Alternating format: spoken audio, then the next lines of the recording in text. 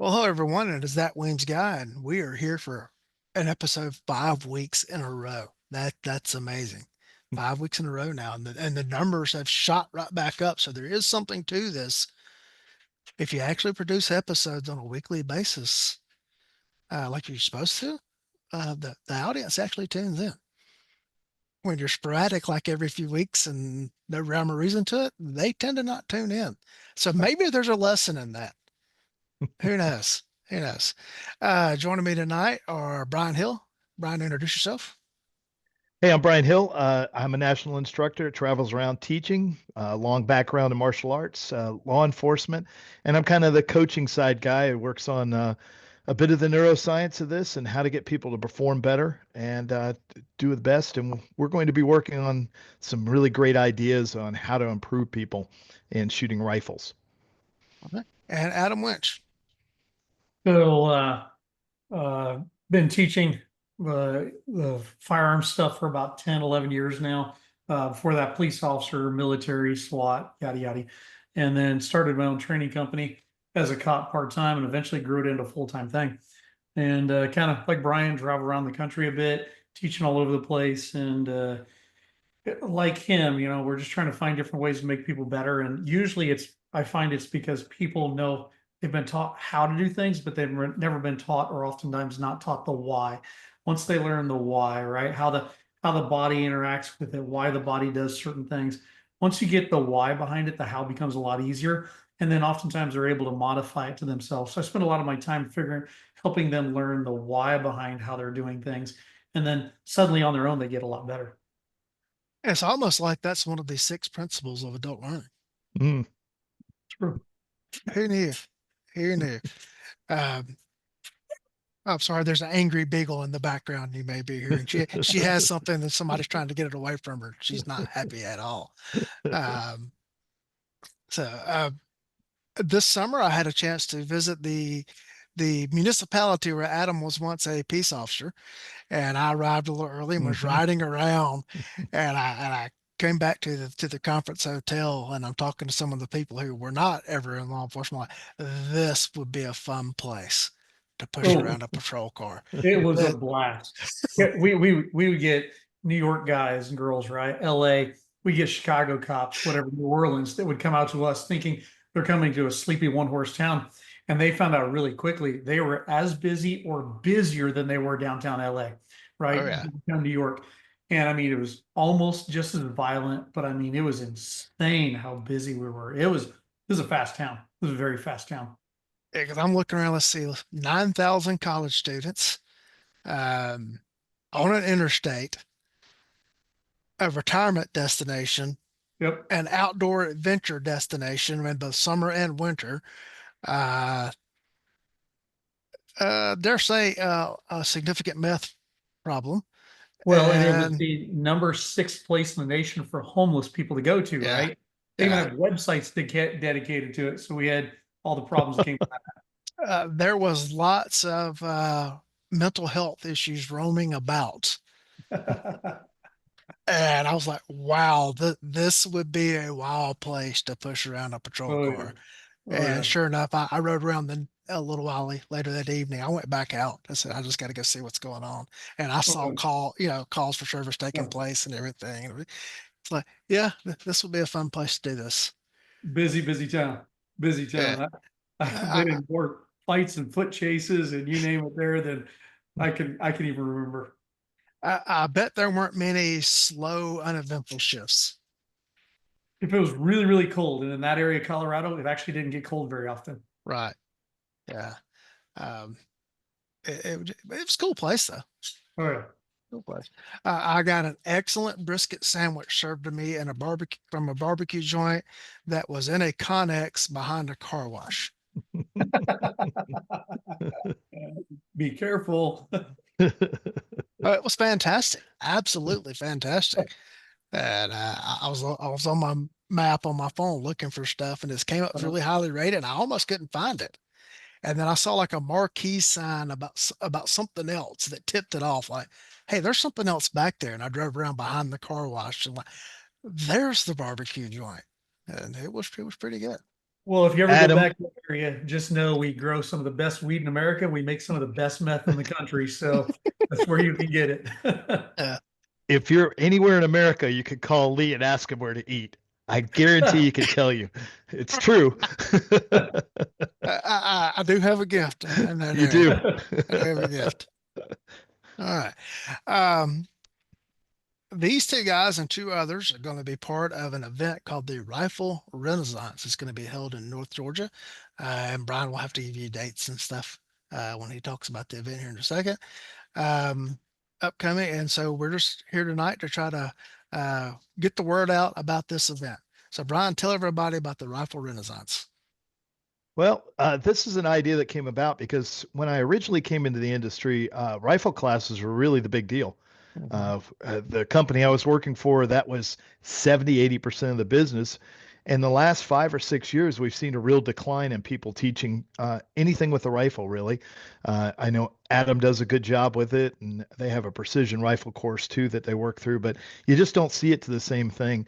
And Shelly and I were sitting talking, and she's like, how many, I said, I can't name 10 instructors that specialize in the rifle anymore like I used to, you know? And I thought, we have sold more rifles in America in the last 10 years. So that means there's a lot of rifles out there without people getting experience on them. So Mhm. the idea was not only to make a training venue and get four top instructors to teach it, but to have a place where everybody could meet up, share information, give a chance to train in a very different way instead of just the fundamentals of marksmanship like we tend to do in a rifle class, but with some real unique and challenging ways to get them together and to spend time and have a community again of rifle shooters. I think the pistol industry has done a really good job with that now.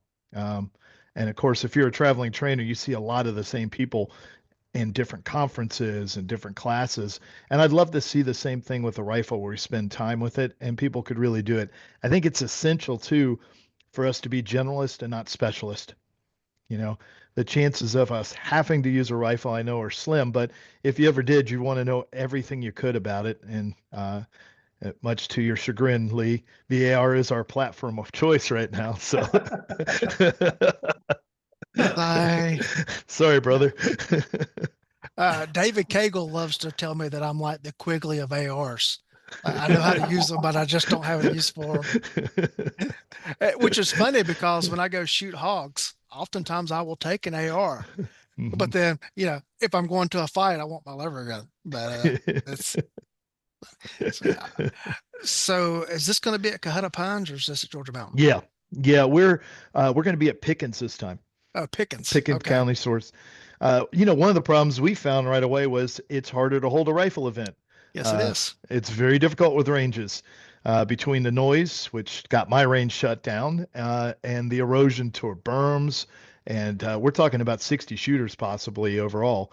So it's a big event. And the only big event I've been to like that was Primary and Secondary Summit, where they had a lot of rifle shooters, which was pretty far out in Utah, so it wasn't a big Yeah. deal. So we were lucky to pick and said yes. Um, one of the things that I have noticed about carbine classes around the United States is that Hmm. they're usually done on pistol ranges Yep. and they end up being just a pistol class with a rifle in your hands. Mhm. Uh, the Pickens County Sportsman's Club, you're actually going to be able to stretch those distances out. Yeah. Yeah. Yeah. It's a great place. The other thing is, as rifles shrunk and muzzle brakes got louder, it creates a real noise problem Yeah, for shooting rifles. So we wanted to do it at Cohutta, but they didn't think they could handle it. So yeah. I think this is great. So For those not aware that are trying to find their Google device to look up where Pickens County, Georgia is, go north from Atlanta on I-75. And when you see 575, take a right and go up into the Georgia mountains. And yeah, that's where Pickens County is. It's probably an hour or so north of the Atlanta airport, wouldn't you say, Brian? exactly. I just drove it last 2 days ago. So not a bad Yeah. trip at all. Yeah. In good traffic, about an hour or so north of the Atlanta airport. Um, you'll be able to stretch the rifle out to some distances that you don't Hmm. normally get to do. Um, that area has a big annual event called the Jeep Fest. Hmm. And so that should tell you what the terrain's going to be like. If people gather from all over the country to drive around in Jeeps, you're not just going to be in some little, uh, we're just going to point to this little berm over here and dump rounds time after time after time again. Yep. And the interesting thing is the four of us have a very different vision on training. Of course, I'll let Adam speak to his own vision, but we're going to do something where it just doesn't feel like the same set pattern always. And we're going to do a practice session to teach people how to practice when they can't get to the range with it, or how to set up their gear, what's good ideas, what's bad ideas, some comparisons on it. And we're also going to have some challenges involved with it so they have something to work on when they come back from it, which I think is an interesting idea. I get to teach with my friends, so it's super cool on my side to do it. But we all sat down and fleshed this out over dinner in about an hour and a half. And I have not seen that much excitement from these three gentlemen before. They could not wait to do this class. So, Yeah, I got drafted into that meeting. Yeah, yep, please sit down. yep, yep. What is going on here? Yeah. Remind us again what the dates for this are. This is March 6th, 7th, and 8th. So it's actually my birthday celebration. That's what we're looking at. Okay. I will tell everyone that March in North Georgia could be 70 and sunny. It could be 20 and ice. It could be anything. And those could be on like joining days. Uh-huh. It'll be wet though. We can say it'll probably be wettish. Yeah, probably will be wet. All right. Obviously you and Adam, tell everybody who the other two guys are. We got AJ Zito coming in to work on it too. So if you don't know AJ, he's an M-class shooter in USPSA pistol. Did some time in the Army and is another training instructor that travels. And another guy who did a lot of rifle work before this but hasn't done it as often. He's going to work on mounting the rifle, getting it into position as quickly as possible. So it's kind of the draw stroke of working with rifles and slings. And then we got Shane Quiron, who's a former SF guy, does a lot of rifle work. He has a carbine, intermediate carbine, a precision rifle class that he teaches. I know he's sniper and medic certified. And then you've got Adam, who you've seen and met here, and myself. So it's going to be pretty interesting. We have a lot in common, and the thing that we all have in common is we advocate for success in the shooting community to try to get our students better, our clients better, our patrons better. And it's a group of guys that we went through this, and it was surprisingly little ego or friction was involved in it, which is not the usual thing with four big people coming together to work. And I was very pleased with that. All right, Adam, could you give us some of your general overview thoughts of the event? Let's say that again. I missed that. Could you give us your general overview and thoughts on the event? Well, first of all, I'm a little grumpy with Brian and Shelley for doing this because I wish I'd thought of it first. I think this is brilliant to do, right? I like Brian too, right? When I first came into this industry, there was a lot of AR stuff because, shooting the rifle is the cool, sexy part of it, and handguns is a bit harder. And so it seemed like everybody and their dog was teaching AR, yet there's so little use of it in normal, everyday, litigious America outside of law enforcement. Even then, it's small. That it seems like there was a decline of these classes. Therefore, I've noticed a decline of skill. And like Brian said, such a big increase, almost momental increase in the handgun skill. And it seems like the AR has gotten left behind. So when they proposed this, which I thought was brilliant, I wish I'd thought of it first. I think it was excellent. Not only that, they brought together, I mean, you got Brian there, you got AJ, Shane, that's a lot of goodness all in one spot. So I thought that was excellent. What I like about this is that it's really geared, from what I'm seeing of in the part that I'll be doing of, it's geared towards the realistic ranges of most defensive gun uses in America when we're talking with the ARs, right? Whether it's law enforcement, maybe between two vehicles that are out there, or stretched out 3 or 4 vehicles, or honestly within the confines of your own home, right? From the civilian aspect, because I'm presuming the large majority of people that are going to come to this are probably civilians, right? If they're going to use an AR, it's oftentimes hard to justify that outside the confines of your own home in America, right? Because it's truly an offensive weapon. So if you're going hunting for something outside your home, you're probably in a little bit of legal trouble here. So therefore, the close quarters with which you're going to use this, demands, I would tell you, a bit of skill, especially since Lee, you love the AR, right? You love the offset of the AR, right? I mean, that's something that has to be learned and trained. One, I'd tell you at speeds, because when you do use this defensively, probably within your own home, you're anywhere from probably 3 yards, 6 yards, 7 yards, 12 yards, maybe within your own home. And therefore, you have to remember your height over board. You have to remember your offsets. You have to do it very, very quickly. And oftentimes, you might be in unconventional positions. So for me, my part will be really working on that height over bore, oftentimes in the oddest, weird positions. And it really came from something that happened to me, right? Something happened to me. I ended up having to use firearms, and I was in the oddest positions ever, and it did not fit my military training. It did not fit my police training. It did not fit my SWAT training. And I realized right then and there that my training had failed me to not prepare me for what it was. So my portion's built on, hey, what happens if it's that worst case scenario where you're not just standing there on your 2 little feet, you're just shooting all happy at it. You're actually in some really weird, odd position. And now also including the height over board distances where you place them and things like that. I just got done with a training in Nebraska where I had some Omaha cops there. One's a SWAT guy. And some time ago, he had to shoot a dude in the face with an AR. And in the moment of having to shoot the guy in the face with an AR across the distance of a room, which is not big, he suddenly realizes he was trying to pull the trigger. He didn't know where to place his sight, his dot at the time, right? Because they'd never trained that. And so therefore he just put the dot center mass, fired, punched the guy in the face, but it really just slapped him in the jaw and kind of turned his head, and the guy kept going, right? And it's those type of things where people, if they've not thought that through and had the experience with it, they might put the dot or their optic in the wrong place, their sights in the wrong place.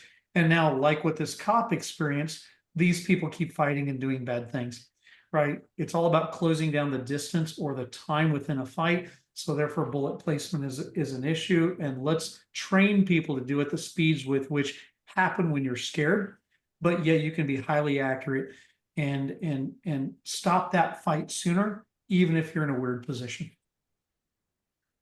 Yeah. For those that are listening that you're not aware of what we're talking about with mechanical offset or height over bore, is the sighting system on the AR pattern rifle is designed for shots at hundreds of yards. Yeah. Because it's got the straight stock to accommodate what was originally intended for full auto fire. But it's got those sights that are elevated so high over the bore to give elevation, because the American military thought at the time was, shots at hundreds of yards, because that was kind of our traditional military approach. We're trying to take that square peg and beat it into the round hole of basically interpersonal fighting distances. And you didn't really have that problem with, the M1, because the sights were right on top of the barrel. You might have elevation adjustments to get those shots way out, but the stock was at an angle, which allowed you to have that same adjustability. And across the room, it really didn't matter. It does matter across the room when your sights or your point of aim are an inch and a half, 2 inches above where you're actually going to be striking Well, and inside of 25 yards. yeah, and the interesting thing is when the air first came out, right? I mean, we're embroiled in Vietnam, and I Mm-hmm. grew up in tropical countries like that. And I mean, your view, no different than Georgia, stuff like that. Your view is really 3, 4, 5 yards if you're Yeah. lucky to get that, right? So, in the distance of use here in the States, you've got to know that things. That is the platform for good or bad that is won out in Yeah. America. So therefore, learning to use that, learning to place it on your body well, learning to sight it well and run it very fast. The beauty of that rifle is it allows you to go extremely fast with high precision, right? Yeah. Because it's built well for the ergonomics of the human body. But man, you've got to have that. And I don't think too many of us have done that. And we spent more time going a distance that's not realistic in our current world. And it's time to back that off instead of the military 300 or 500 yard ranges. We need to look at it from the urban standing, and that takes a bit of thoughtfulness. Yeah. Uh, from an end user standpoint, and for like teaching the masses, they're actually very easy platform to teach in some senses. Like if I'm taking a basic cadet class, when I used to have to teach them shotgun, Oh Lord, trying to teach them how to load and unload the shotgun properly was an ordeal. Um, their carbine loads and unloads just like their pistol does. Mhm. And, if we have a smaller stature shooter, oh, this is easy. We just slide the stock in 2 notches Mhm. or whatever, and it fits. And so I understand why it has fallen into the place it has fallen into in law enforcement. What I think has been the problem is that people nationwide did not know how to teach it in that proper context. And when our carbine classes, we stand anywhere from 7 to 15 to 25 yards and do mag dumps into an 8-inch circle and occasionally a reload or two, we don't learn about that mechanical offset. And that's what I think is going to be different about your guys' event. Because I heard the planning or the discussion, and I know what Adam's talking about, what his block's going to be here. Folks, this is a class where you actually get taught how to properly run the AR. Yeah. Brian, If I can fill in, yeah, go ahead. go ahead. No, go ahead with what you want. Just to fill in a little bit, Shane's going to do the distance shooting, so Mhm. positional shooting from different distances within reason. And then I'm going to do background problems. So we're going to do dirty backgrounds with shot calling, stuff in the front, stuff in the back, and also intermittent stop and start signals. So that it's an interesting way to approach all this. And when we got done talking about it, I looked at everybody and I was like, this is the class we all wanted to have when we learned rifle, Mhm. Exactly. you know? Yeah, talk about the background problem there. The Yeah. whole Rule 4 thing. Yeah. Well, it's a nightmare for human beings because vision doesn't work the way we want it to. Mhm. So we really can only see one thing at a time. And the suggestion is you should be aware of your surroundings, which requires us to be in that middle vision, which is kind of panorama vision. You can't be sucked up into your optic, which we see quite a bit, whether it's a red dot, low power variable optic. They're in a very tight tunnel, that foveal cone, where they can only see about 1 to 3 degrees, which means the background's not aware to them. Yep. So, especially with a rifle, it's very easy to shoot through something or past it or not see the thing in front of you because we're discounting the way our vision works. So the idea is to have a different than traditional setup for targets. Simple things like, triangle towards you, triangle away, something in the way, something behind it, something you need to move to get to the next position, a couple steps so that you have a clean background when you shoot it. And not only to be able to call your shots on the target, but if there's a pass through error or a miss, where do your shots go afterwards? And we do the same thing in pistol. It's an essential part of Rule 4, but it's so difficult because it's not how our vision really works. And it takes some real training of opening it up. We saw this with red dots on pistol. People get sucked up into the dot, Mhm. and they can't see anything else. They're shooting it like iron sights where they only see the dot. Now they're comparing it with everything else. And it was very interesting when I started talking about movement relative to the target and shooting, especially with newer shooters, they don't see that. They only see the sight as it is. It's still, and that means they're not seeing the background because you don't see motion unless there's something behind you. So what we're going to try to do with this portion of shooting is get people to open their vision. Um, you know, John Holshin has a real good setup for this for the neuro side of it, but I'm going to use some redneck lasers to do it and see how far they can see to the right and left of them. Can they see something in the front? Can they see something in the foreground? Can they make these shots and call them as good or not? Can they change the angle relative to the task? So it's contextually driven shooting, which means uh, you shoot at the speed of real life then, as the decision is made. And if the start signal is likely to go away or start again or change, it requires you to really process differently relative to the task.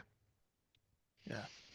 Adam, any thoughts? Yeah, one of the beauties of this is, I mean, you've got Brian here, right? We're talking, I would tell you, a psychological genius when it comes to diagnosing people, right? And how to take the emotional aspect, the mental aspect, and the psychological aspect, and then marry it to the gun. And really, it's more than just marrying it to the gun. It's getting deep into people to where they see themselves, so they know how to control themselves, which then allows them to open up their vision more, right? It was so interesting when I was first meeting Brian and dealing with him. He'd find these little things, and I realized really he was talking to the inside of me. that caused me to be able to open up both mentally, visually, everything else. And that's one of the genius having him there. Where you take AJ, right? An absolute monster of a shooter who's a mechanical genius with this. And in very short words, because he doesn't spend a lot of time talking about stuff, in very short, quick words, he's able to just take the biomechanics and be like, do this, right? And suddenly you're doing this, right? And it's just it's a symbiosis that just helps people become far better shooters. So to me, I think when you get all four of us together, I haven't had the chance to Shane with Shane. I've been able to spend time with him like you did, Lee, and impressive. But I think when you get the four of us together, as we all come at from different aspects, when you put it together, I'd like to think, like Brian said, it's the complete package. I wish so bad I'd had the first time around or the 10th rifle class I'd been to. And since we'll have them for 3 days and we're going to kind of round robin them between us, they're going to get to hear even the contradictions that might exist between us, and they'll be able to find what works for them, right? Instead of it just all of us just parroting the exact same way every time. And then now they get to pick and choose and find the why behind what they're doing, what works for them that might not work for somebody else. And it really comes down to, and as Brian talked about, the seeing part, right? Shooting fast is not about shooting fast. Shooting fast is about seeing sooner. And once you understand how you interface that gun so it comes back to your vision sooner, you can now trigger it sooner. Not only trigger it sooner, you can trigger it with more accuracy, especially if you're not getting sucked into the optic. You've learned how to open up that panoramic vision. So when you combine all this together, I think this is going to be a class that once people have seen it, if they went back in time and they had decided not to go, they would regret the fact that they wouldn't go. I think this has the potential of becoming the benchmark of what training should be. And if you get the chance to go to this, I don't know how many slots are left. I haven't talked to Shelly or Brian recently about how many slots are left. If you're listening to this, you should probably jump on that quickly. Yeah. You touched on something there that we should flesh out as well. This isn't going to be an event where you have to come and pick. I guess I'll take Brian's block. Mhm. Hmm. Anyway, you will actually get a chance to spend time with all four of the instructors. Brian, would you go into that? Yeah, we're gonna round robin everybody, so we're gonna set it up so when you look at an event like this, you have 8 hours a day, 9 hours a day, so 24, 27 hours total. We're gonna work out a schedule for it. And interesting enough, like on Sunday morning, we can't shoot early, which is common in Georgia. It ranges quite frequently that you can't Uh, shoot early in the morning. So we all worked on interesting ideas to present classes to different people, like how to use the Blackbeard Manus in training scenarios, how to set up your equipment, how to set up a good practice session. So you're going to get a chance to spend time with all of us as we work through about a half block for each person, about half a day, and we'll rotate. And then the last day will be that different type of practice sessions, and then we're going to have some challenges relative to task, which I know it doesn't matter to people, but it seems to matter a lot sometimes that they enjoy these challenges. Yeah. And the thing we're really trying to facilitate is practice afterwards. You know, I had the great pleasure of just going to Idaho Falls and teaching their PD there, and I gave out 4 patches in that class and 1 black belt patch. Wow. That guy can really, really shoot, and he's going to replace the present day trainer there. So he's a USPSAM class shooter. He's been to everybody's class. He's really significantly good at what he does. And he was a passionate teacher about it, you know. And he said a lot of it was the drive to excel relative to task outside the PD that really helped him grow. Now, there's some traps in it. We know it. All right. You can get sucked down the wrong, and we've all spent time on things we probably shouldn't have in shooting too much of it. So with this, what we want to do is make it as streamlined as possible and give you time with each of us so you can see our approach. But, each of us has a unique strength. Adam is probably one of the most passionate people when it comes to caring. He's a great leader. He's created a great network with Defenders USA and the people he's brought in, but one of the most passionate and caring people. And like he said, he's got a deep insightfulness and he builds weapons for a living. So he really has an idea of where the strengths and weaknesses of everything we're doing. And Shane's that unique, weird, laid back sniper medic dude, that we see so many of where they get into that theta wave of the brain where it's kind of just peaceful. He's nice and easy about it and has real good world experience. and then we'll work a little bit on the other side of it with me. So I think it's going to be super interesting. I'm as excited to teach it, and I suffer from kleptonesia, which I remember other people's ideas of my own. So I look forward to stealing all their ideas and then taking credit for all of it at some point. Adam. Well, what I want people to feel is how to use this gun in the ways they may not expect, right? Too often we stand, you go to all the gun Mhm. classes, it's literally stand, deliver, stand, deliver, Hmm. stand, deliver, build drill, build drill. And I'd tell you for the vast majority of the time, that's honestly unrealistic in America, right? Before we start recording, Lee, you were talking about how honestly maybe slowing down some of the shooting at more realistic speeds is a thing. And you have to consider litigious America. You just have to. You can't just Picasso bullets out there, spray and pray, right? It's got to be, it's got to be every shot hitting where it's supposed to go, or as darn close and as repeatable with a clean background or a clean background you've created, right? Like with Brian, what Brian's going to be doing so well. And so therefore it's really trying to maybe back off the just send as fast as you can, build drill, right? 1 second Mhm. is no, what's realistic, what's right, what's appropriate, how many rounds does it take to actually stop a fight, or how quickly do you need to do them? And then on top of that, what if you're in the worst case scenario? What if you're on your can? What if you tripped and stumbled and fell and you got to use it? I mean, we have a very notable, like it or not, very notable thing in the last 2 years where somebody used an AR on a street in America, right, in the most awkward position, shooting upwards and taking out somebody's arm who's trying to kill them, right? I mean, it does happen. So you should know what it's like to use it in these positions where it's not just standing, not just perfect kneeling, not just perfect, maybe cross-legged sitting or perfect prone. What's it like in these odd positions when you're just completely all upside down, weird, you name it? And you should know what that bullet does the second your rifle's changed from perfectly straight on. What if it's tilted this side? What if it's that side? What if you're clearing your own home, your own building, and you've not thought about your trajectory, your height over bore, what your optic sees versus what your gun sees? Where's the bullets going to drift to? And man, the more we can get people to do that, the more we build that complete fighter. Brian talked about not being a specialist, being a generalist. I completely agree, 100%. Once you understand the wholesomeness of this, instead of working on just one or two little things, the more complete we can make you, and the more we make you a thinker of it, which is what Brian's doing with his dirty backgrounds and everything else. The more we make you a thinker, the more we make you a better fighter when the time comes. Preferably never use it, but if you have to, you can think your way through it instead of get sucked in visually and really emotionally into this, where you can actually think your way through this. And if you can think your way through it, generally you can survive the massive legal aftermath that comes. Yeah.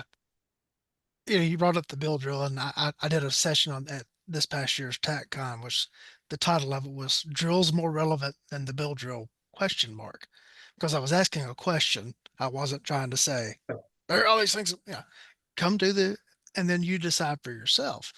The bill drill has, for what it was designed for, it does good at.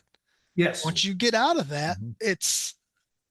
it loses its relevance, in my opinion. But I'm asking question with that. Mhm. Not trying to say it. Um, I have made the decision to draw and shoot 6 rounds. You can do that at a blistering fast pace, and when I got to shoot this round, and then I have to decide whether I'm going to shoot this Mhm. next round, and then I have to decide whether I'm going to shoot another round. Um, I've been really enjoying. I can't remember his name. It's Graybeard Actual, but I can't remember his actual name. Matt Little. Matt Yeah. Little.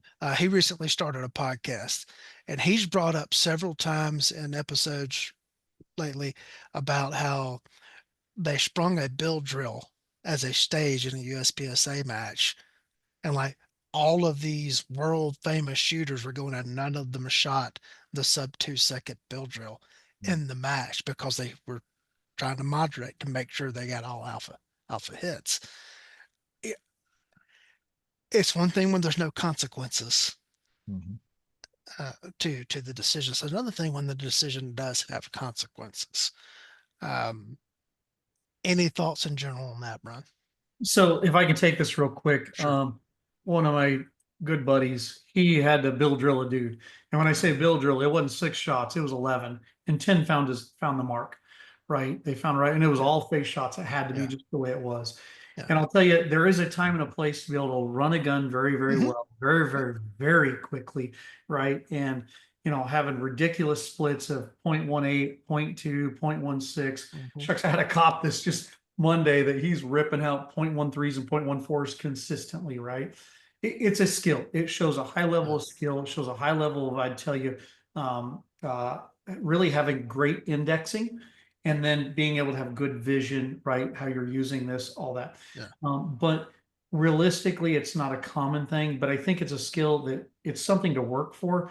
But I'll tell you, from my experience, what I've been through, what I've seen, there's only been one instance of a defensive gun use I know of personally where that was actually a realistic thing. Far more often, it was a lot less, I wouldn't say urgent, but a lot less. The split times weren't needed as quickly, and had the split times been so quick, there probably would have been a lot of misses and therefore, danger to others. For mine, it was I had to be the splits were probably 0.3s, 0.4s because I had to be very careful I didn't hit other people. Brian's dirty background, right? And so that just seemed very realistic to me. Like you said, Lee, you had to make sure you hit all alphas, or could we say all life-saving shots? Yeah. So I mean, in the tight environments that we have in most defensive gun uses. They're not happening out in the deserts and the mountains and in the cornfields somewhere. They tend to be in tighter urban environments. That bullet's going somewhere. Our guys and girls got in a fight one day. I was coming back from overseas and they got in a gunfight the day before I got there. And they sprayed and prayed like 20 something rounds and they landed a mile away and over in this house and over there. And because they were just hammering on the guns versus taking the aim shots they needed. And so, yeah, build the skill for those type of things, the build drills and those, but realistically, Yeah. probably not as realistic as it may seem in some of the training classes that are out there. Brian? Two quick things. We're constrained by the rule of three. And the rule of three psychologically says we need three things to pay attention to triangulate on information, but we can only think about three things at once. And we really can't think about three things at once. We're kind of processing all these senses that have millions of bits of information. And that's what's constraining us. When we talk about actual activities, it's how long does it take? So the force science paradigm of action, reaction, response. How long does it take me to do something? The bill drill is really just how long does it take me to do the action? But if we have to put a stimulus response in it, such as can I make this shot? Has it had an effect? Did it go where I want to? There's going to be cost, even though the process itself in the flow of combat is going to feel faster because we're more busy and we're trying to keep in that rule of three things I can pay attention to, and that's all we can pay attention to at max, and that's only really for high level trainers or high level practitioners that they can see these three things at once. Am I firing a good shot? Can I call it as such? And does the target need more shots afterwards? Those things tend to cost us relative to the distance and the context a certain amount of time, and that's what we tend to say is our response time to an event. Um, it's very You have to be very careful about living in automaticity as a fighter. It's very dangerous. To take it back to MMA, you can punch yourself out in 20 or 25 punches and be done for a 5 round fight. You can Mhm. give up too much too quickly, but you also need to be acting as quickly as humanly possible and understanding the immediate feedback loop, which is, am I doing the right action? And do I need more of the right action? Or do I need to, even more importantly, stop what I'm doing, which we find very difficult to teach people? Yeah. There you go. The Yeah. starting sometimes is not the problem, it's the stopping. Yep. Yep. We generally know, okay, that guy's trying to kill me. I should probably start doing something to stop that. It's when do I stop? Mhm. I get a chance to do a lot of scenarios in a computer simulated environment with shooters. And I got to tell you that shooting over someone who is falling Mhm. happens constantly. One of my guys did it live and in living color on video in the field back in the day. But I see that constantly where they throw that gun out there and they start hammering that trigger and they hit the body fall and they're still hammering shots going right where the person was standing. Mhm.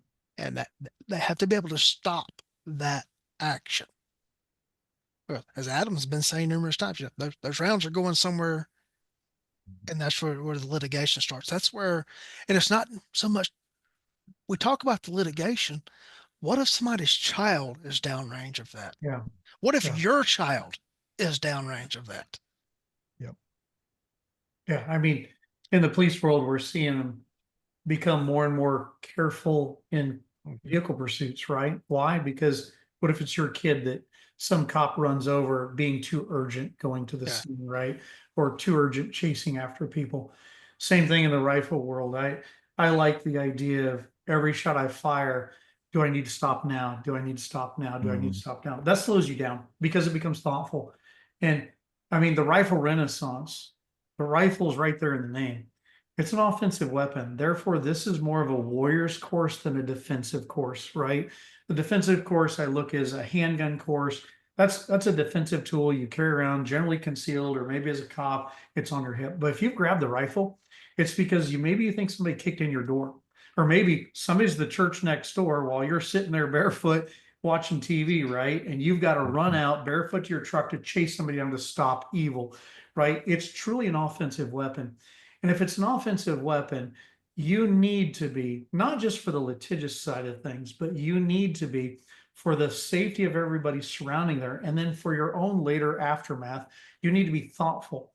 And to be a thoughtful warrior, right? This is an offensive weapon. To be a thoughtful warrior, every round needs to have, do I need to stop? Do I need to stop? Right? Brian's hitting it directly on the head, right? Too often we just send as fast as we can, but that stop signal is probably more important or just as important as the go signal, right? You got to be able to recognize it.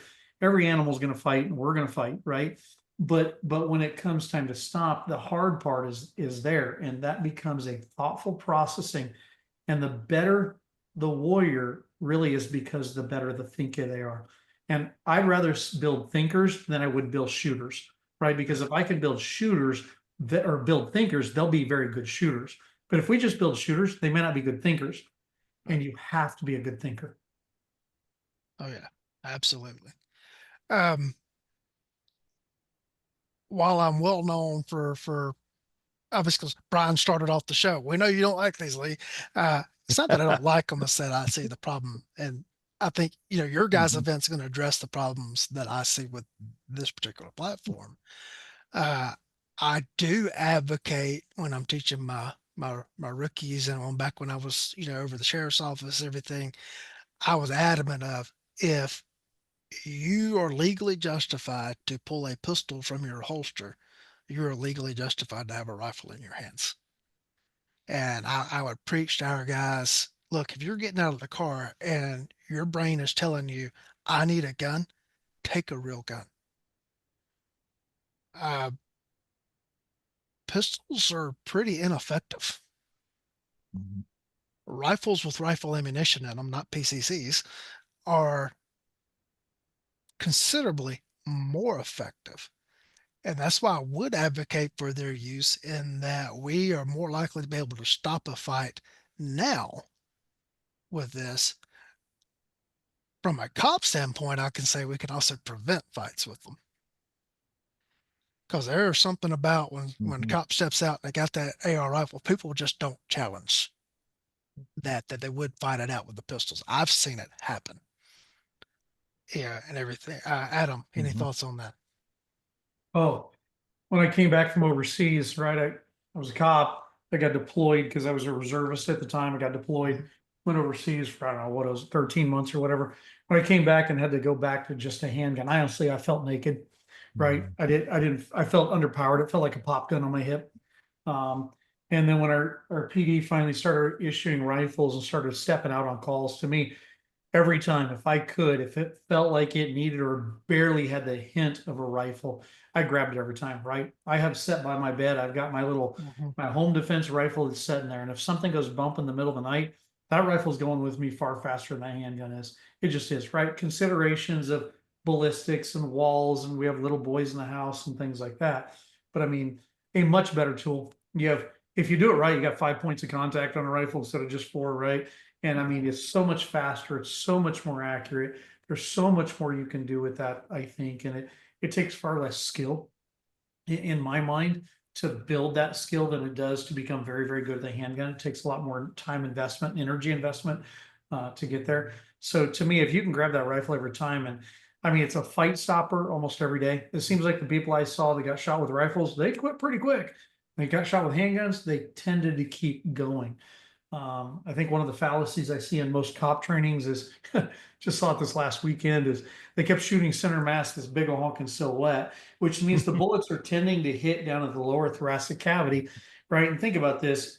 I mean, we can cut 45 feet of that lower thoracic cavity out, and we're still walking around doing dumb stuff. But you take out 2 or 3 inches of this, or 2 or 3 inches of this, and suddenly Yeah. there's no more dumb stuff being happening. So if you have the higher calibers, the higher impact of the rifle versus a pop gun, man, it's a better way to end the fights. It's much more intimidating. You usually don't have to go to the Yeah. fight in the first place, but if you Yep. do, it's an authority commander, and it stops things better if you put it in the right places. And I would rather a rifle every time. Yeah. Once our PD said rifles, that became my go-to if I thought it was bad instead of a handgun every time. Talking about putting those shots in the lower, part of the target there. Cop targets are already designed with the no cop left behind mentality. We're going to make the primary zone so big that it'll catch enough rounds that they'll get enough points to qualify, and we can check this box. Well, I'm sure Adam, you've seen it from the law enforcement side. Um, if I've given you this big 8-inch alpha zone or whatever, and you're putting the shots in the lower portion of that alpha zone, and I'm trying to tell you that shot group needs to be 3 inches higher, I was going to say, Weems, what do you want? They're all perfect hits. I got all the points on those things. That's where we see the problem with that. Um, that's why when I started teaching agency classes, I started making them shoot on the targets raw 3x5 index cards. Yeah. And if you didn't have it in that, it was considered a miss. Um, I have personally been involved in an incident going back to they will prevent fights. Been involved in an incident with a guy that probably would have put up a fight had we been standing there with drawn pistols. When he was confronted with multiple deputies with ARs that knew how to use them and were prepared to use them, and one look at those people indicated that guy doesn't just have a rifle, he knows how to use it.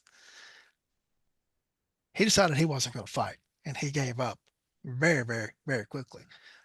One of the guys that was involved in that was someone Brian, and I'll tell you off air who that was. Remind me. Any thoughts on what we were just talking about, Brian? What strikes me as interesting is we're going to try to change what we call in coaching inhibition, creating inhibition. It's like when I have two fingers up, if I move a finger, I want you to look at the opposite one. That's nearly impossible for human beings to do. So in fighting, what happens is they tend to get drawn to the shiny object. Would be that your sights, be that the person, be that a very small area.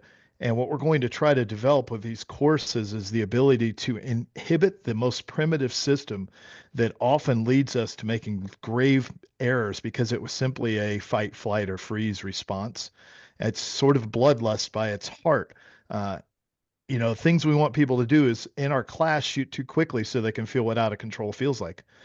To shoot too slowly to feel like what it feels like to not be in the fight properly, and to feel this deep stretch of the mind when it's not only confronted by a target, but by the multitude of choices that have an implication for not only now, but the rest of your lifetime. And that's the hardest thing, I think, to teach people to do in a square range, no matter what you have, is this bit of stretch, this feeling of being that the actual shooting itself is well established in order for you to be able to make these decisions of information versus time versus context so that you can grow as a shooter. Uh, there's an interesting transference, just like in red dot, when we're shooting dot pistols, we find people get better on their iron sights if they adopt the dot for a long period of time because they tend to see the sights differently with motion and more target focus. Same thing with a rifle. If you're a pretty good pistol shooter, it's very easy to help you with the rifle. But it's not the other way around. If you're a good rifle shooter, it almost doesn't even transfer to the pistol. So, Right. those of you that spend a lot of time on a pistol realize that with this wonderful thing, you could actually extend your ability quite a bit. Absolutely. And Absolutely. to add to that, right, I'm so glad Brian brought that up, right? I think with the resurgence of the pistol in the last 8, 10 years, how it's become such a popular thing.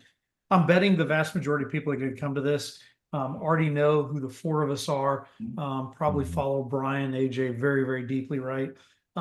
And therefore, they're probably very good handgun shooters, right? They're probably more the person who's been to a good amount of training. And because of that, being able to transfer the knowledge to the rifle, I think is going to be easy, right? It doesn't go the other way, right? Yeah. So therefore, they're going to be able to learn far faster in this. And I think we're going to be able to go deeper because I think we're going to already have highly skilled handgun shooters before we even start. Yeah. Um, I was struck by one thing at the little planning session there in the hotel lobby for this event. They were all sitting around the table planning it, and Shelly shanghaied me. Hey, let's sit down here. I had no idea what was being discussed at first. And as I realized, oh, they're talking about a rifle class. So I pulled out my phone and made some notes on my phone as to what, things I thought needed to be in this class. And as it turned out, every single person that was taking part in that planning session had this one thing uh, on their list: zeroing the rifle. Um, it amazes me how people show up to a rifle class with a rifle that they have in use already, and the thing is nowhere even close to being zeroed. Um, the other thing that just drives me nuts is these people that say, "Well, I zeroed it at 25 yards, so it'll be on at 250." Or they look at one of those charts, and I had this conversation Mhm. with a military guy the other day. And everything. Well, I used the 36-yard battle sight zero. It'll be there. I said, you're shooting an 11-inch carbine. That 36-yard battle sight zero was designed around an M16 or A2 with a 20-inch barrel, Mhm. shooting different ammo than what we're shooting. Mhm. Yeah, my personal contention is your rifle is only zeroed to the max distance at which you zeroed your rifle. But you guys are more experienced in the rifle game than I am. Brian, what are your thoughts? We have three things with the rifle that are coming into play, and it's interesting. Like, it was always easy with pistols with iron sights because the factory put them on. And now that we have red dots, we have a lot of variations happening because the end user puts it on. Well, the rifle's even more extreme. You get to put the optic on, you get to put the lights on, you can change everything like Legos, and then you will choose the cheapest ammo available uh, and just confer the principles of whatever the box says that ammo is moving at to a zero. And there's going to be three things that factor into your zero. Number one is where you actually zeroed it to relative to what you're shooting. Number two, what your rifle is capable of. Please be careful on the internet. It costs you a fortune to make a sub MOA gun, and you might not want it in this present situation. Mhm. And then the final thing is if you move the gun, you're the biggest factor in the zeroing process.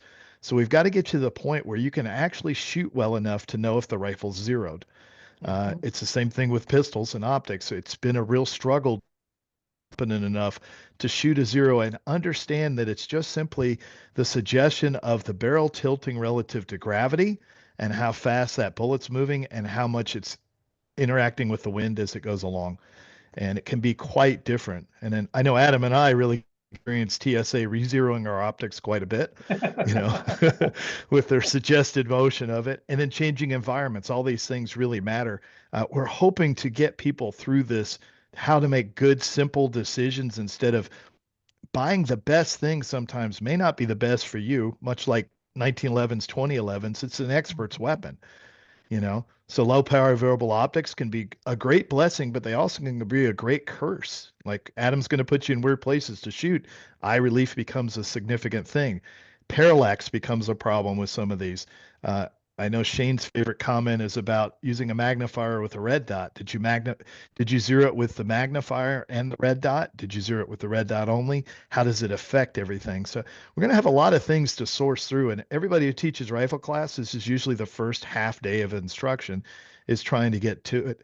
And I would have loved to save myself a fortune of shame and not buying silly stuff along the way, and knowing exactly what works and why it's a hearty suggestion to choose this ammo, to choose this optic to set up your rifle like this. And it'll be real interesting to see the four of us how we set up our rifles. What we tend to see with instructors at a certain point, Adam and I have talked about this, Lee and I have talked about this, is we come to a certain clarity of process where we start agreeing more than we disagree, that many things are more important than we thought they were. And it's less about technical skills. It's more about the psychology, the physiology, and the context of shooting. There you go. Adam? Isn't he fun to listen to?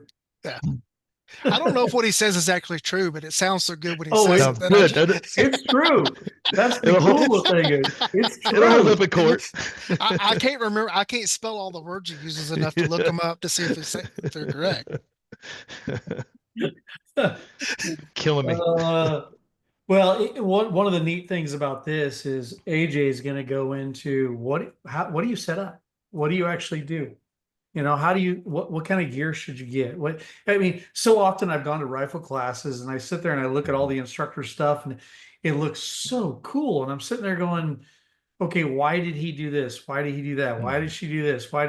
And yet there's so much going on, you don't have time to get deep into it. So one thing AJ is going to do is he's going to dive deep into it. And I'm betting just by listening to him, I'm going to learn a few things myself, but I want to be able to show people what I do and what I set up and why, right? Because everything that's on my rifle has a very, very specific purpose. And, what might work for me, or maybe I like just because of habituation, doesn't work for somebody else. But it's going to be interesting to be so we can sit down with these people and be like, okay, this is a pretty cool thing on your rifle, but do you really need it? Ounces or pounds, right? Or hey, wait a minute, have you thought about maybe slightly placing this thing here a little bit less so in this spot than here? Have you thought about this sling? Or what's bad about this sling and what's good about it? And it's gonna be interesting to see if people walk away getting butt hurt by telling them, hey, this is probably less efficient, though it's cool. It's less efficient. Or if I think we're going to see what's going to happen is you're going to see a lot of people coming in and going, oh, okay. They're going to get the confirmation that this was a good idea, or maybe, it was a generally good idea, but we can magnify it here. So I think people are going to walk away from this, not only shooting well, but understanding their gear and the whys behind it. And it's always the whys, right? It's always the why. If they can get the whys behind it, it'll make them much more confident what they do. And I think that's going to be a lot of fun watching AJ go into that. It would be worth it. I just may have to come up there one morning of this. If I could get there that Friday morning and just sit there and watch the people as they get out of the car and take all their stuff out of the bag, see all the myriad of setups. Tell you what, guys, I want y'all to take a bunch of pictures on Friday morning. And then I want you to take a bunch of pictures Saturday afternoon before people load all their stuff up. And I want a chart of all the changes, everything, how much stuff gets discarded. Completely discarded. Oh, well, I didn't need that. And they take it off the rifle because now they have to tote it around for 3 days. And just all the different setups. It's funny. I run my sling on an AR in a way that I don't think it inhibits a reload, but I know it is not as efficient when it comes to a reload as some other ways that a sling can be run. And I often will have somebody point that out to me when we're on the range and go, it's got 28 rounds in it. The reload is so far down on my list of things that I'm going to have to do with this rifle that my preferred way of running the sling, it lets me do other things. Quite frankly, I like the way it supports the weight of the rifle when I have to sling the rifle. And what do I do most of the time when I've got one? I end up standing there with it slung cross body on like a barricade at a road check or something like that, standing outside of a house or whatever. I do all that much more than I reload the rifle. I spent more time resting on my rifle Yeah, than anything else. yeah, Yeah. yeah. So a reload to me is just, it Mm, just is so far down the layer of probabilities of things that I'm going to have to do with the rifle that I don't prioritize it in the way I set up the gear. And I just kind of curious to see how I always love seeing that when people set up their stuff mhm, and doing that as what they're putting in their thought process is. Um, I know that all the rage in running the rifles now is having the support hand stretched out far as it can be with the thumb wrapped over the the rail and everything else, and they're driving it. And I know that comes from I'm shooting competitions and I want to be able to drive it from target to target and everything. And I always want to yell, "Hey, Scooter, go prone right now!" But you have to keep that same thing. yeah. Yeah, so I don't run it that way. All right. Oh my goodness, I might not make Grandmaster with this rifle, Brian. Mm. Uh, that's that. Everything's a compromise. Yeah, yeah. Everything's a compromise. I shoot bolt action and lever rifles more than I shoot ARs. You can't run that grip with the bolt action. Mm, Not long. Not long. it's a little Uh, hot. gets a little toasty. It's a little toasty. All right. Brian, any other thoughts that are coming to mind? Um, you don't have to be the best rifle shooter in the world to come to this. We want you to learn. This will be experiential. So you're going to bring different kit and you get to try it out and you're going to make decisions as you go along and share information with each other. And as you guys said, there's going to be some shedding of it as they go along. But if you have a good rifle and you can zero it, even if you have to zero it at an indoor range at 25 yards, give us a start. That'd be a great place to start. You can just wear a belt and have your stuff on it with some place to reload. Hell, you could have an extra magazine in your back pocket. We're going to be fine with all these very natural armed citizen sort of setups with it. Yeah. You don't have to have a chest rig and all the gear. And please don't wear armor for 3 days if you're not used to it because it's going to be gone at lunch, right? We don't need all that. We just want you. We know that you have a rifle and we want to extend your ability and its ability and set it up so it would be functional and it won't be a disadvantage to you and it won't be of unintended consequences in your fight if you decide to choose that weapon. Yeah, I struck on something right there. When I got browbeat with my private company into finally putting on a carbine class, I intentionally wore blue jeans instead of anything even remotely Hmm. looking like a tactical pant, and I ran my magazines in my back pocket for the class. I didn't wear chest rigs. I didn't. I think I own a chest rig somewhere that somebody gave me. Be Um, honest, some of us might be in our skivvies when we run a rifle at night, you know? yeah, it's true. Um, And I did. that's a realistic point, right?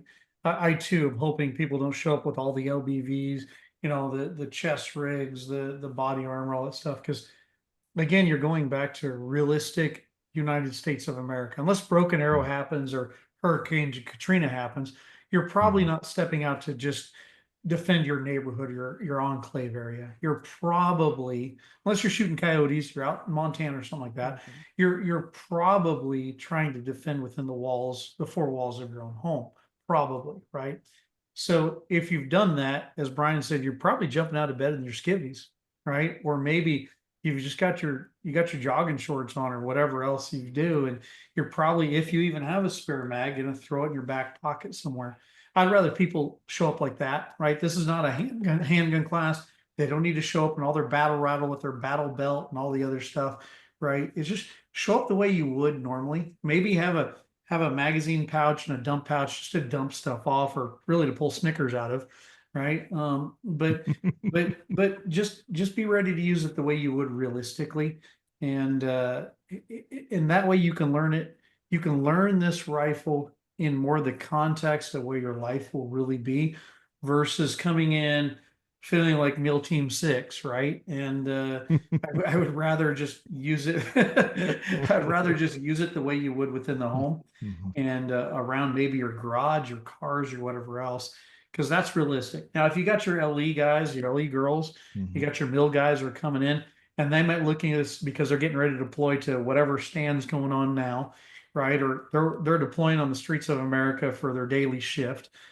Great, then bring in your duty gear if you want to. But you know what, boys and girls, take off your body armor. We don't need to do that right now, right? Maybe the last day, throw it on for a little bit so you can acclimate again to it. But in the meantime, come comfortable. This is not going to be a beat you down course. You're going to learn a ton. I think knowing knowing AJ, what I've seen of Shane, knowing Brian, and certainly mine, you're going to have a lot of fun. You're going to laugh a lot, but come for the realisticness of this. And I would bet with the time you spend with all, you're going to learn a lot about yourself too. I just had the thought that probably the biggest thing that anybody could bring to this event, uh, get out of the car Friday morning expecting to change something in what you've Mm. been doing.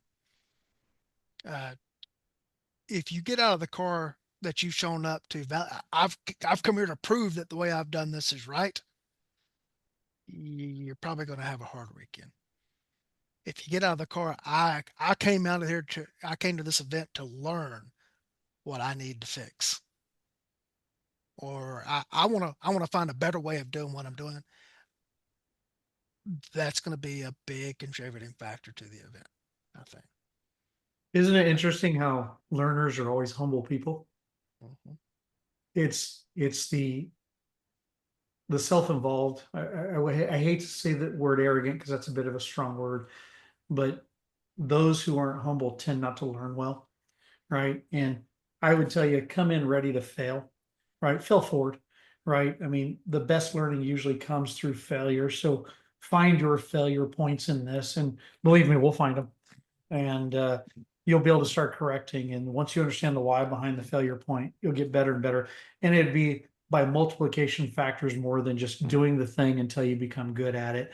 And when you can break it down that way and you're willing and open, man, I had some cops recently that one or two of them were not open. They never got better. I had three or four just this last weekend. There was actually 20 or 30 of them. They were so open and humble, and I watched them just by exponential amounts gets better so much faster because they were just humble and they were open. Everybody, I need you to write this down. Your optics work better when they have batteries in them.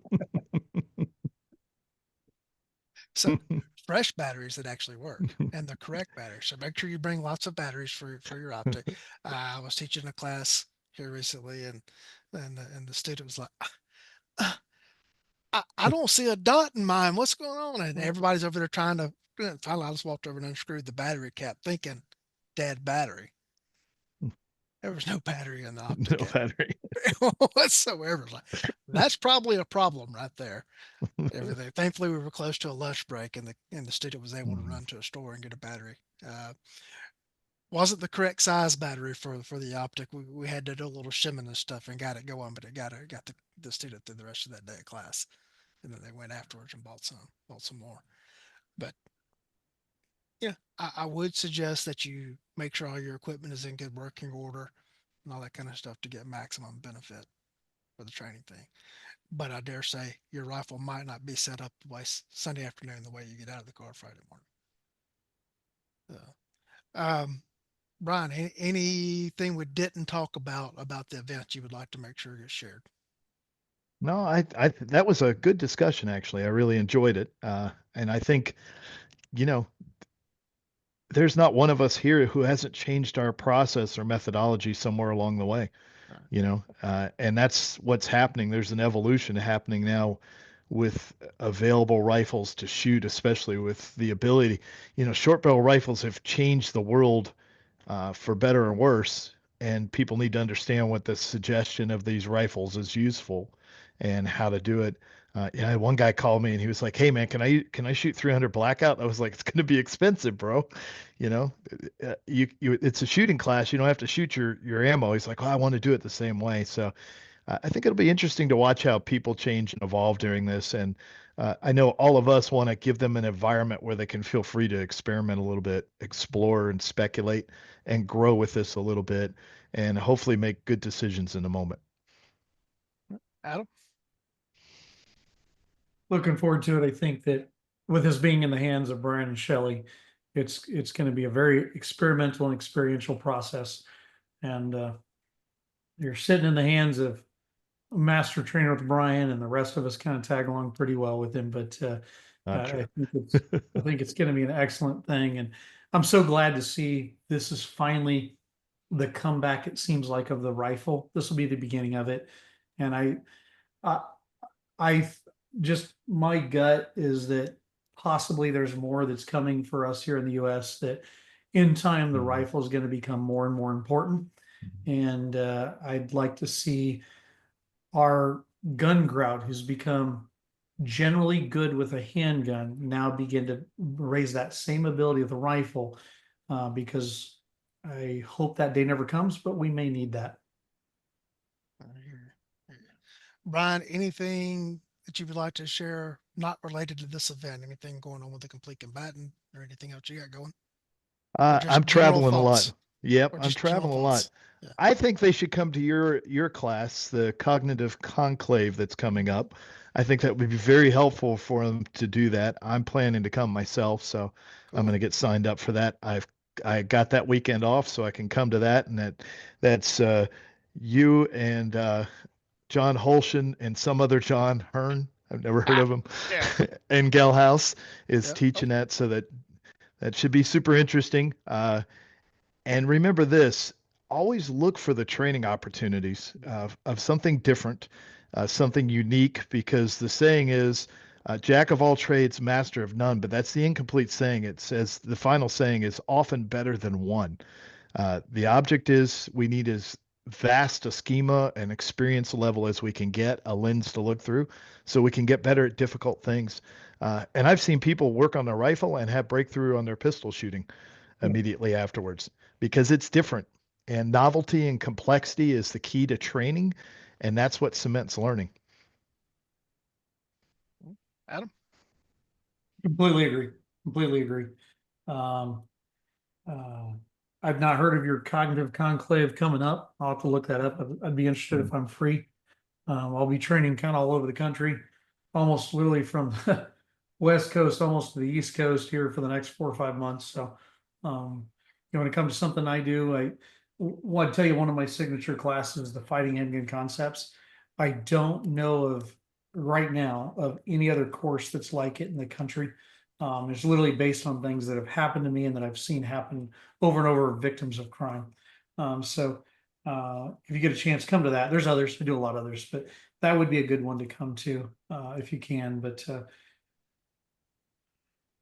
enjoyed being here, and if you can sign up for the Rifle Renaissance, I think people should do it. Yeah, the Cognitive Conclave is the last weekend in October, Okay. and it is at the Red Hill Range in Martin, Georgia, which is leave Atlanta on 85 heading towards South Carolina. Just before you get to the South Carolina state line, take a left, and Okay. you'll come right Used to live right in through. Georgia. I know right where it's at. So Yeah. okay. And as I said, it's Hearn, Holshin, House, and myself. Um, I expect the spirit of that event and the spirit of the Rifle Renaissance are going to be very similar. And so I would recommend to the people that have came to the first edition of the conclave and that are coming to this one, the Rifle Renaissance would be a very similar spirit event, even if the tools and everything and the skills are going to be somewhat different. Although Well, there's a what's that?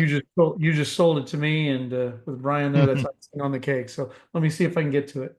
All right, we are limited to 30 tickets in that class because that's the max we could actually fit in the classroom if we had inclement weather. And we were at 11 sold as of yesterday, Okay. and it's coming up. Um, Take my so money, Mr. Weems. there you go. We'll do it. Um, I think I've told this story on there before, but if not, there's the audience is always coming and going and changing. And I don't know that I've told you to. Yeah, I'm a shotgun guy when it comes to long guns, And my angst with the mechanical offset and everything has been well known in certain circles. And I was teaching a shotgun class, and so I had gotten all of my work rifles out of my work truck to put all my shotguns and stuff in. Because, as we teach a shotgun class, you got to have a Mossberg, a Remington, a Benelli, a Mhm. Beretta, and everything else can go. And I got done teaching the class, and I had brought the ARs into the house. Normally, they're not allowed in the house; they have to stay somewhere else. Uh, Brought all ARs in so I could make room for all my shotguns to go teach the shotgun class. Come home, and I am dragging, tired, and it's like, I'll swap all this stuff out another day. I had a lockbox in the back of the truck to secure everything and everything. So it'll be fine. And I go in the house, and shortly after I've had supper, I hear sirens just everywhere, and they're going past the house and coming back past the house. Everything like they are actively looking for somebody. And I texted the Mm, sheriff, mm. in the county in which my residence is. Said, "Hey, what do you got going on?" He's like, "We had a guy uh, we were chasing. He's bailed out. He's heading towards your place right now. We No. lost him in the woods. We're setting up." And I sat there thinking, it's going to happen. He's going to kick in my Mhm. door, and I'm going to have to shoot him with an AR. And everybody in the training industry is never going to let me hear the end of Uh, it. My shotguns are in my truck. It's never going to hear the end of it because I know what it will be. Uh, well, guys, thank you for your time tonight. This sounds like a wonderful, wonderful event. And if space is available in my work schedule, gets to where it can go, I will try to snag a spot and get up in there. I'm taking another weekend off that month, and so I don't know that I'm going to be able to finagle two of them. But man, to the audience out there, uh, this is a great event. Make sure you get signed up for it. And we know that your most important asset is your time. Thank you for choosing to spend it with us.